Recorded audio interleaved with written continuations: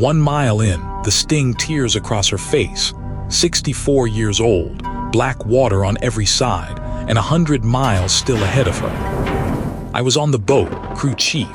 My job was simple and awful: watch her and know the exact second to pull her out. She tried this crossing 4 times. 4 times the current, the storms, the jellyfish had won. 110 miles of open ocean, no cage, no rest. By dawn you'll know why the 5th time was different, and it isn't what you think. It wasn't that she got braver.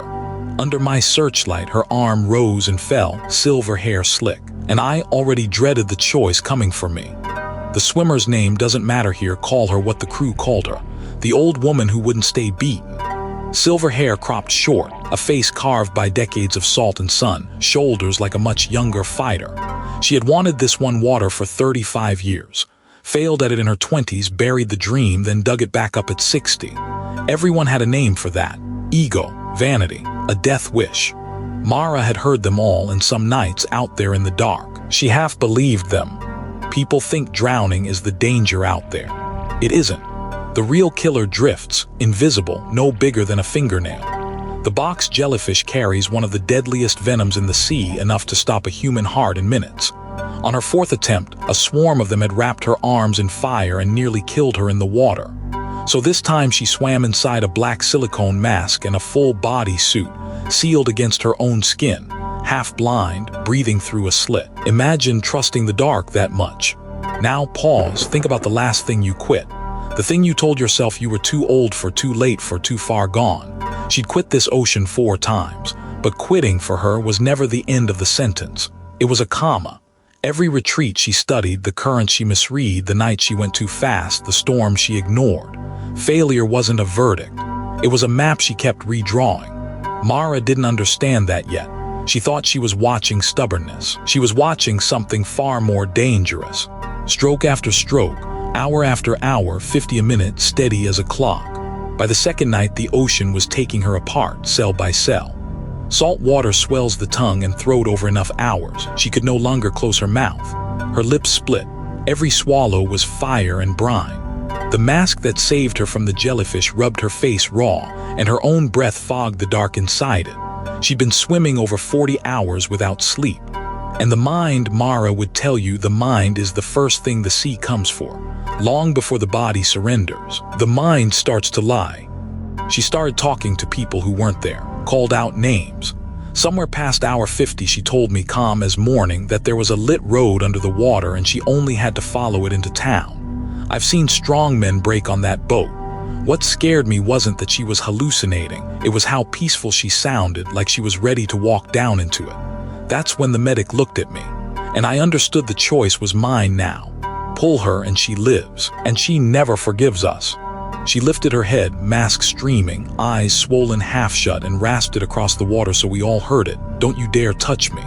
Then quieter, almost to herself, 4 times I let the sea decide. Not tonight, tonight I decide. She put her face back down and swam, and I sat there with the radio in my hand, the protocol screaming in my head. Every rule I'd sworn to follow said end it now. Her heartbeat was ragged.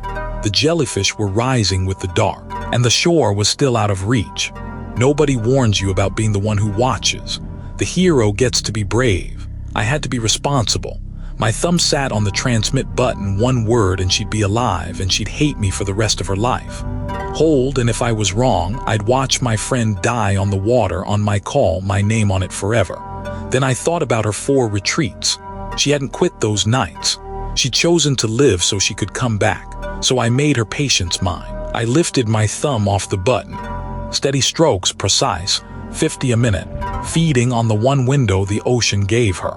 The sun came up gray and enormous, and I could see the beach, actual sand, actual people, tiny and gathering. She couldn't see it. Her eyes were nearly swollen shut inside that mask, so we told her.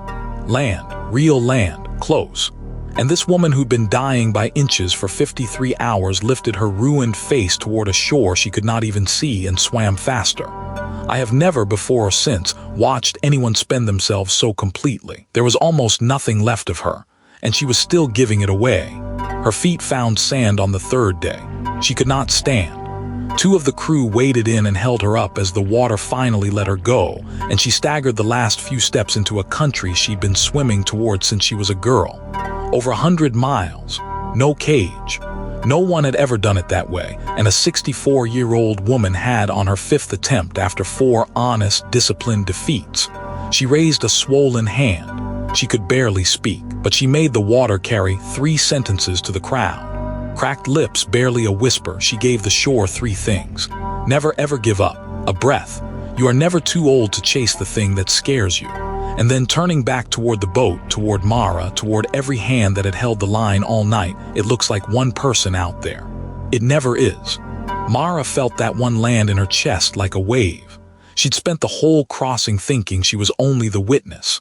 She'd been part of the reason it happened at all. So the mountain the swimmer climbed wasn't made of water. It was made of every voice, including her own, that had said too old, too late, give it up. She answered them not with one heroic burst, but with the patience to fail, learn, and return, 5 times over. If you're grinding at something the world's already counted you out of, if you're done letting fear decide, subscribe. This channel is a room full of people who refuse to stay beaten, then stay for the part that matters most. What Mara finally understood, standing on that deck. Mara put it to me like this years later. I spent that night terrified of the wrong thing. I thought courage was the dangerous part, the pushing, the not stopping. But the thing that got her to shore wasn't courage. It was the 4 times she walked away and lived to come back. So the next time you want to force it, the deadline, the comeback, the 5 version of yourself you can't stand, remember her. Retreating isn't quitting. Sometimes walking away is the exact discipline that buys your right to return. The ocean doesn't reward courage. It rewards patience, the quiet discipline to walk away so you're still alive to come back and finish. If you're out in your own black water tonight, swimming toward a shore you cannot see yet, this one was for you. Keep your line. Study the nights it beats you. Then come back and swim. The black water rewards patience, not fear. I'm Cole. Subscribe, a new story like this every evening.